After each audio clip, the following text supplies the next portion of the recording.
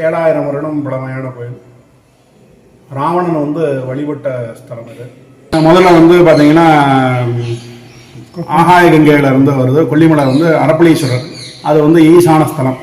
அதுக்கு பக்கத்தில் துறையூர் பக்கத்தில் கொப்பமட்டின்னு ஒரு ஊர், அங்கேயும் குங்குமாம்பிகா சமேதீஸ்வரர், அது வந்து தத்புருஷ ஸ்தலம்.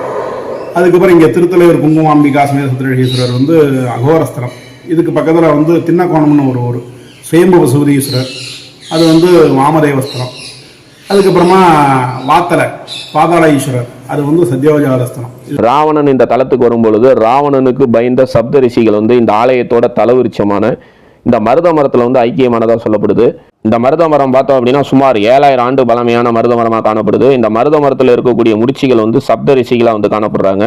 நம்ம வந்து பார்க்கும் பொழுது நமக்கு வந்து அந்த ரிஷிகள் வந்து இந்த முடிச்சியில் வந்து நமக்கு வந்து தரிசனம் தரதான் வந்து சொல்லப்படுது. 23 நாயன்மாரில் 17 நாயன்மார் ருத்ர